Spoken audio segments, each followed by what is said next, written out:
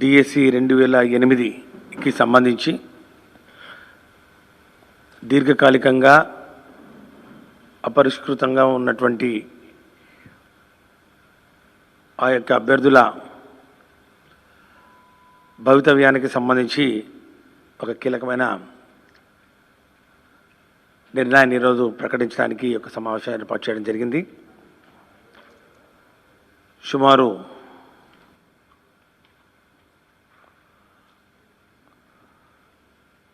13 సంవత్సరాలకు సంబంధించినటువంటి అంశం ఇది.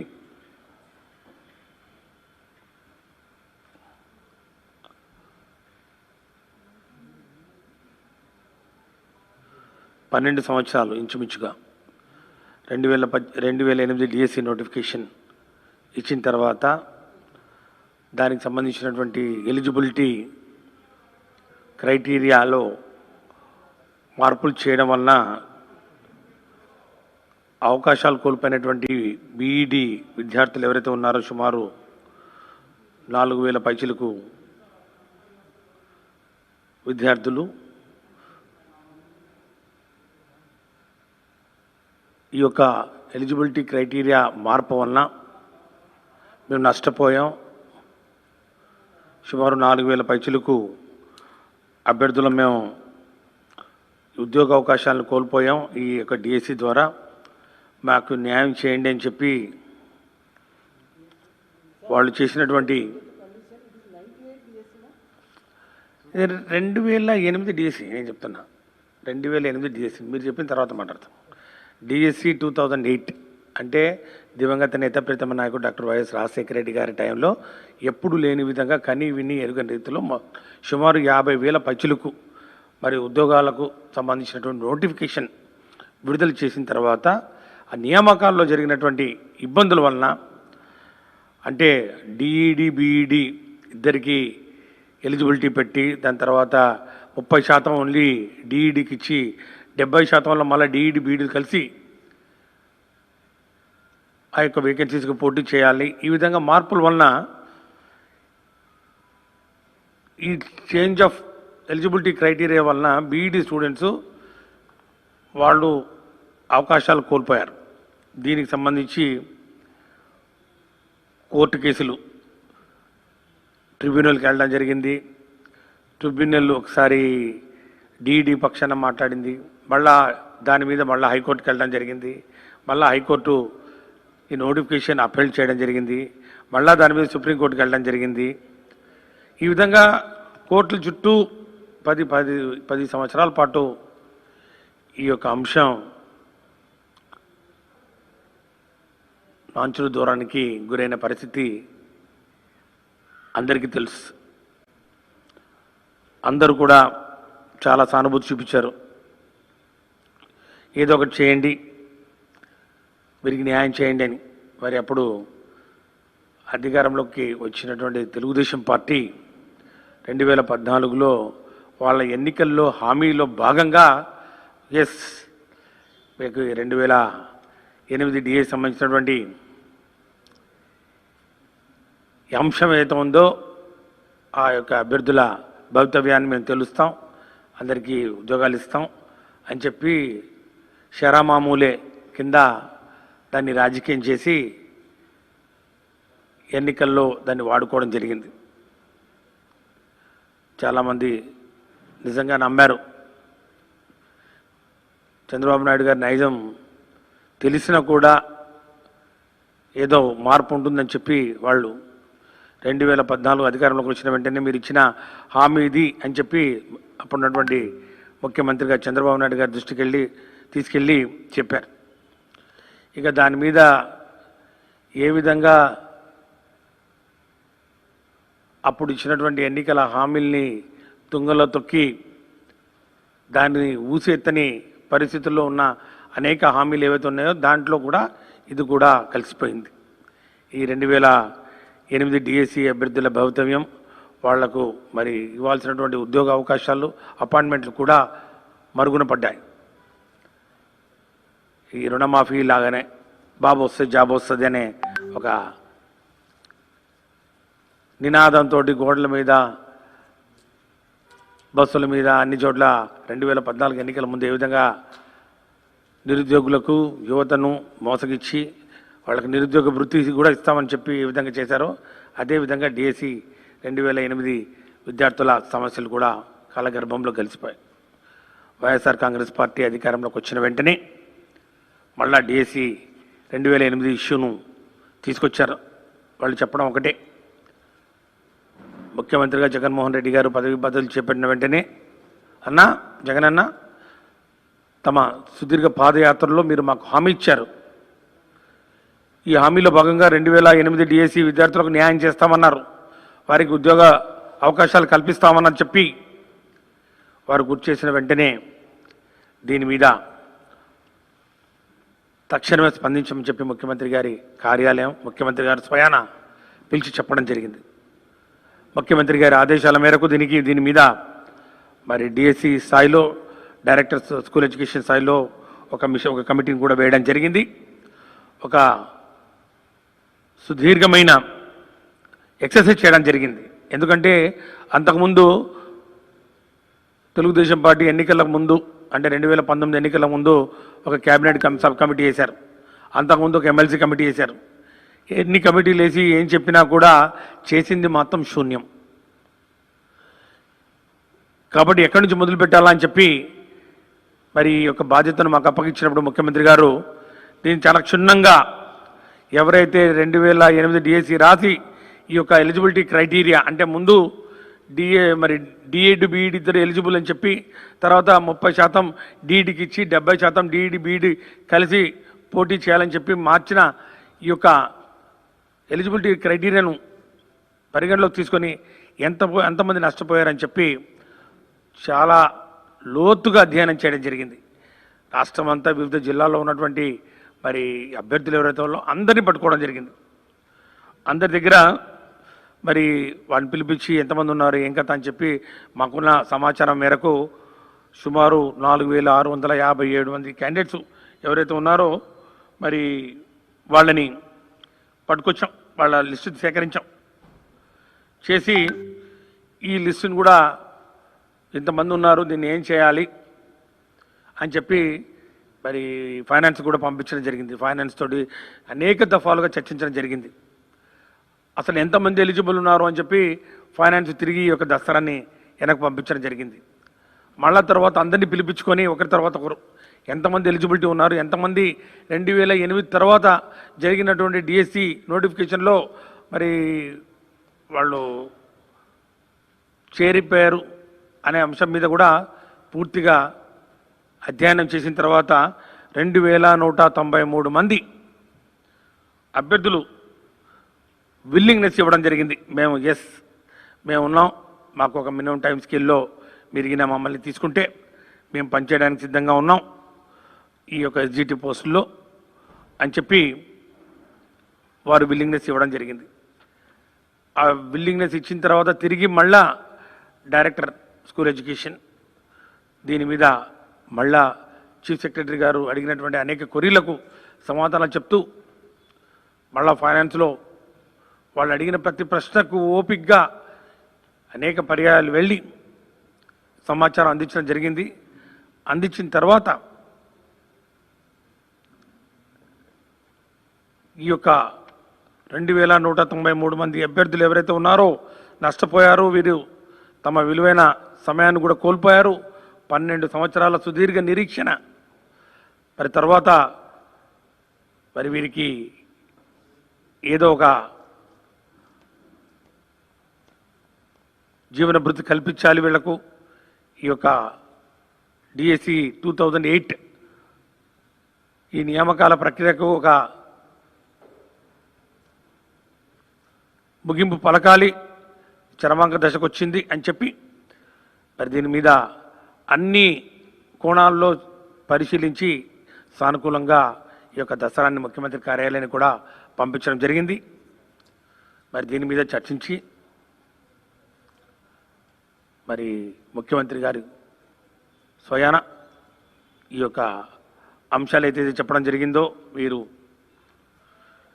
ఈ యొక్క 2193 మంది అభ్యర్థులు ఎవరైతే ఉన్నారో ఫైనాన్స్ క్లియర్ చేసినారో మరి ఆ మానవతా దృక్పథంతో ఒక ప్రత్యేకమైన పరిస్థితుల దృష్ట్యా దీనికి మాత్రమే వర్తించే విధంగా ఈ యొక్క 2008 డిఎస్సికి మాత్రమే వర్తించే విధంగా ప్రత్యేకమైన పరిస్థితుల్లో మానవతా దృక్పథంతో ఖచ్చితంగా ఈ 2193 మంది క్యాండిడేట్స్కు మినిమం టైం స్కేల్లో ఎస్జిటీలుగా తీసుకోవాలని చెప్పి సూత్రప్రాయంగా ముఖ్యమంత్రి గారు దీనికి ఆమోదం తెలిపారని చెప్పడానికి చాలా సంతోషిస్తున్నాం. ఈ యొక్క విషయాన్ని మరి ముఖ్యమంత్రి గారు ఢిల్లీ పర్యటనలో ఉన్నారు కాబట్టి వారు వచ్చిన వెంటనే మరి ఈ యొక్క దస్త్రం మీద సంతకాలు చేయడం జరుగుతుంది. దాని తర్వాత జీవో కూడా రిలీజ్ చేయడం జరుగుతుందని చెప్పి కూడా ఈ సందర్భంగా మేము తెలియజేస్తా ఉన్నాం. 12 సంవత్సరాల సుదీర్ఘమైన మరి పోరాటం చేశారు పాపం. ఈ యొక్క 2008 డిఎస్సిలో నష్టపోయినటువంటి విద్యార్థులు మరి ఈ ప్రభుత్వం వైఎస్ఆర్ కాంగ్రెస్ పార్టీ ప్రభుత్వం అధికారంలోకి వచ్చిన వెంటనే అప్పటి నుంచి దీని మీద ప్రత్యేకమైన దృష్టి పెట్టడం జరిగింది. దీనికి సంబంధించినటువంటి విద్యార్థులు చాలామంది మా దగ్గరికి రావడం జరిగింది. ఒక అసోసియేషన్గా ఫామ్ అయ్యి అనేక రిప్రజెంటేషన్స్ ఇవ్వడం జరిగింది. ప్రతిసారి వారు వచ్చినప్పుడల్లా వారికి ఒకటే భరోసా ఇవ్వడం జరిగింది. ఖచ్చితంగా ఈ ప్రభుత్వం గౌరవ ముఖ్యమంత్రి వర్యులు శ్రీ వైఎస్ జగన్మోహన్ రెడ్డి గారి నాయకత్వంలో మీకు న్యాయం జరుగుతుంది. ముఖ్యమంత్రి గారు ఇచ్చిన మాట కోసం ఎంత దూరమైనా వెళతారు. ముఖ్యంగా ఈ హామీ ఒక పాదయాత్రలు ఏదైతే ఇచ్చారో ఆ పాదయాత్రలు ఇచ్చిన హామీ ఎలక్షన్ మేనిఫెస్టోలో పెట్టింది కాదు. తెలుగుదేశం పార్టీ వాళ్ళు 2014 ఎన్నికల ఎలక్షన్ మేనిఫెస్టోలో పెట్టి ఏ విధంగా ముఖం చాటేశారో మనం చూసాం.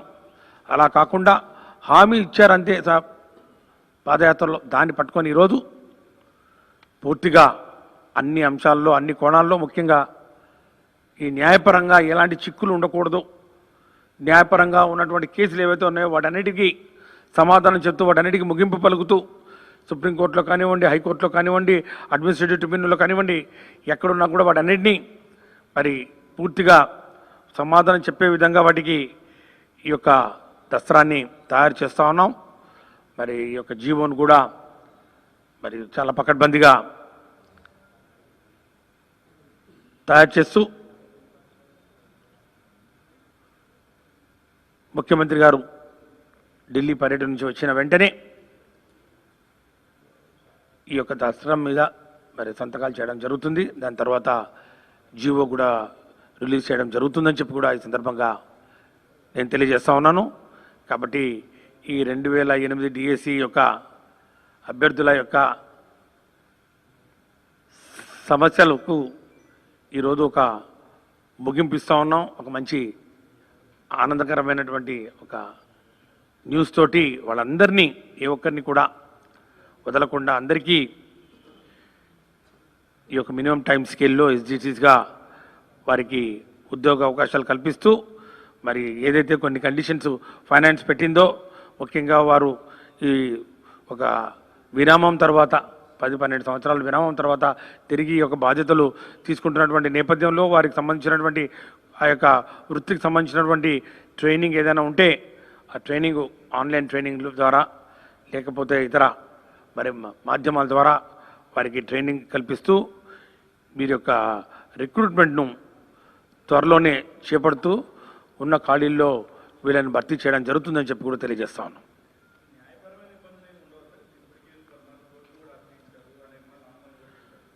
ఇప్పుడు ఎవరికి ఇబ్బంది కలగకుండా డీఈడీ వాళ్ళు వాళ్ళకి ఇవ్వాల్సినటువంటి పోస్టు వాళ్ళకి ఇచ్చేసాం.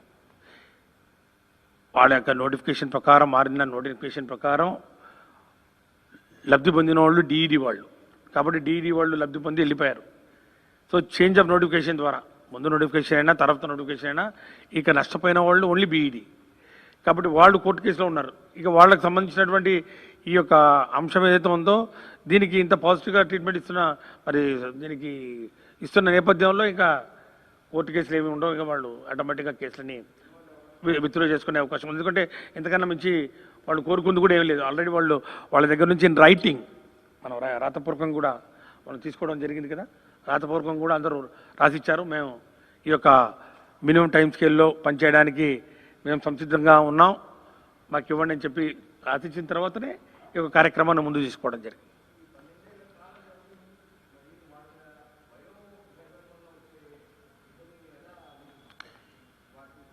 అది ఎంత ఇప్పుడు వాళ్ళకు ఈ రోజు నుంచి ఎప్పుడు ఇస్తే ఆర్డర్ ఇస్తారో ఆ రోజు నుంచే కౌంటింగ్. అప్పుడు కూడా ట్రైనింగ్ ఇస్తే కానీ వాళ్ళు ఈ యొక్క ఉద్యోగాల్లో వాళ్ళు మరి పని చేయలేని పరిస్థితి ఉంది. కాబట్టి మరి ఆ టైం ఏదైతే మీరు చెప్తా ఉన్నారో ఆ టైం గంగాధర్, ఆ టైం మరి గత ప్రభుత్వాలు చేసినటువంటి తప్పిదాలకు వాళ్ళు బలైపోయారు.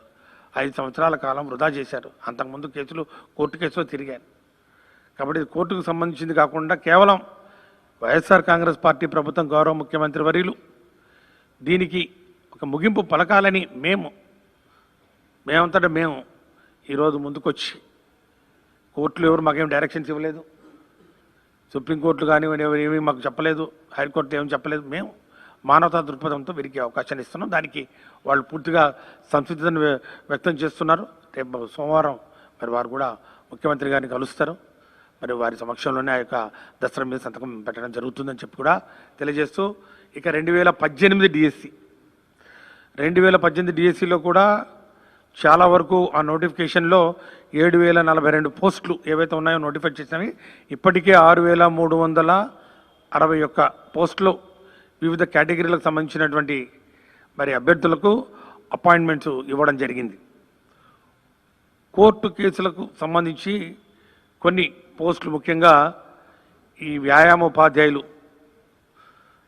స్కూల్ అసిస్టెంట్స్ కానివ్వండి, ఫిజికల్ ఎడ్యుకేషన్ టీచర్స్ కానివ్వండి, అట్లాగే తెలుగు పండిట్స్ కానివ్వండి, వీళ్ళకి సంబంధించి కొన్ని పోస్టింగ్స్ కోర్టు కేసుల నేపథ్యంలో ఇవి పెండింగ్లో పడిపోయాయి. ఈరోజు నేను మరి వాటిలో కొన్నిటిని క్లియర్ చేస్తూ సుమారు 486 పోస్టులు ఏవైతే ఉన్నాయో స్కూల్ అసిస్టెంట్ ఫిజికల్ ఎడ్యుకేషన్, అట్లాగే ఫిజికల్ ఎడ్యుకేషన్ టీచర్స్ ఎస్జిటి, పీఈటీలు, ఎస్ఏ స్కూల్ అసిస్టెంట్ పీఈటీలు, వీళ్ళకి సంబంధించి 486 పోస్టులకు ఈరోజు రాత్రికి నుంచి అపాయింట్మెంట్ ఆర్డర్స్ కూడా వారికి విడుదల చేస్తున్నామని చెప్పి కూడా తెలియజేస్తానికి సంతోషిస్తూ ఉన్నాం. ముఖ్యంగా ఇవన్నీ గత ప్రభుత్వం కోర్టు కేసుల్లో ఇవి పెండింగ్లో పడి కాలయాపన చేస్తూ నిలిచిపోయినటువంటి ఈ పోస్టింగ్స్ ఏవైతే ఉన్నాయో వీటన్నిటినీ, ఆ కోర్టు కేసు అన్నింటినీ క్లియర్ చేస్తూ ఈరోజు ఈ అపాయింట్మెంట్ ఆర్డర్స్ ఇచ్చే స్థాయికి తీసుకురావడం జరిగింది. ఇక మిగిలిపోయిన ఓన్లీ 374 పోస్టులు, 374 పోస్టులు మాత్రమే ఈ language pundits, school assistant Telugu సంబంధించి ఒక రిట్ పిటిషన్ పెండింగ్లో ఉన్న నేపథ్యంలో ఇవి మాత్రమే మిగిలిపోయినాయి. వీటికి కూడా త్వరలో ఏజీ కూడా చెప్పడం జరిగింది. ఇవి క్లియర్ చేసి వీరికి కూడా అపాయింట్మెంట్ ఆర్డర్స్ ఇవ్వడం జరుగుతుందని చెప్పి కూడా మనం చేసుకుంటా ఉన్నాను. ఇక లేటెస్ట్ డిఎస్సికి సంబంధించి ముందుగా ఆ ప్రక్రియను తీసుకునే ముందు టెట్ ఎగ్జామ్ ఒకటి జరపాల్సిన అవసరం ఉంది. ఈ టెట్ ఎగ్జామినేషన్ జరపడానికి ముందు ఈ టెట్ సిలబస్ ఏదైతే ఉందో అది కూడా తయారు చేయడం జరిగింది. ఈరోజు నుంచి ఆ టెట్ 2021 ఆ ఎగ్జామినేషన్ సంబంధించిన సిలబస్ ఈరోజు వెబ్సైట్లో పొందుపరచడం జరుగుతుంది. ఆ వెబ్సైట్ను కూడా ఈరోజు అనౌన్స్ చేయడం జరుగుతుంది. ఆ వెబ్సైట్లో దీనికి సంబంధించినటువంటి